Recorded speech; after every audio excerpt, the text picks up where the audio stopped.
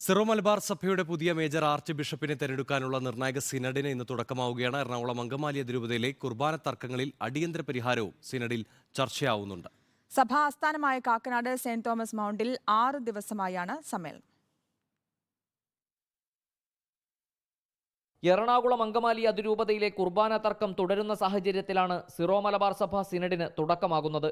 കർദിനാൾ George Alencherry major archbishop സ്ഥാനം രാജിവെച്ച ശേഷമുള്ള ആദ്യ സിനഡിന്റെ പ്രധാന അജണ്ടയും ആലഞ്ചേരിയുടെ പകരക്കാരനെ കണ്ടെത്തലാണ്. ജനുവരി 13 വരെയാണ് സമ്മേളനം. സിറോ മലബാർ സഭയ്ക്ക് കീഴിലുള്ള 53 ബിഷപ്പുമാർ പങ്കെടുക്കും. ആരോപണത്തിനതീതനും സമവായത്തിലൂടെ സഭയെ മുന്നോട്ട് കൊണ്ടുപോകാനും കഴിയുന്നയാൾ ഈ സ്ഥാനത്തേക്ക് വരണമെന്ന് സഭാ മുൻ വക്താവ് ഫാദർ പോൾ തേലക്കാട്.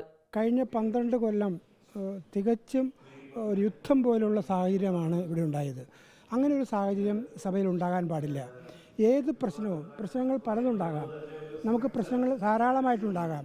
പ്രശ്നങ്ങൾ ഉണ്ടായി എന്നുള്ളതല്ല പ്രശ്നം.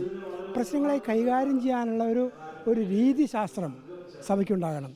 അത് എന്താണ് എന്ന് ഫ്രാൻസിസ് മാർപ്പാപ്പ വളരെ വ്യക്തമായി പറഞ്ഞിട്ടുണ്ട്. സംഭാഷണത്തിലൂടെയാണ്. പരസ്പരം കേൾക്കാൻ, പരസ്പരം പറയാൻ, പരസ്പരം ആശയവിനിമയം ചെയ്യാൻ, പരസ്പരം മനസ്സിലാക്കാൻ ഉള്ളൊരു മനസ്സ് ഇല്ലാതെ പോയതിൻ്റെ പ്രതിസന്ധിയാണ് ഉണ്ടായത്. അത് ഉണ്ടാക്കാൻ കഴിയുന്ന ആ അന്തരീക്ഷം സൃഷ്ടിക്കുന്ന ഒരു സാഹചര്യം ഉണ്ടാകണം എന്ന വലിയ പ്രതീക്ഷ അൽമായർക്കും ജനങ്ങൾക്കും വൈദികർക്കുമുണ്ട്. സിറോ മലബാർ സഭ നേതൃത്വത്തിനൊപ്പം നിൽക്കുന്ന പാലാ രൂപത ബിഷപ്പ് ജോസഫ് കല്ലറങ്ങാട്ട്, തലശ്ശേരി അതിരൂപത ആർച്ച് ബിഷപ്പ് ജോസഫ് പാംബ്ലാനി, താൽക്കാലിക അഡ്മിനിസ്ട്രേറ്റർ ബിഷപ്പ് സെബാസ്റ്റ്യൻ വാണിയപ്പുരയ്ക്കൽ അടക്കമുള്ളവർ പട്ടികയിലുണ്ടെന്നാണ് സൂചന. വത്തിക്കാൻ നേരിട്ട് ഇടപെട്ടിട്ടും പരിഹാരമാകാത്ത കുർബാന തർക്കത്തിൽ എന്തു നടപടിയാകും സിനഡിൽ നിന്നുണ്ടാവുക എന്നാണ് അറിയേണ്ടത്. റിപ്പോർട്ടർ, കൊച്ചി.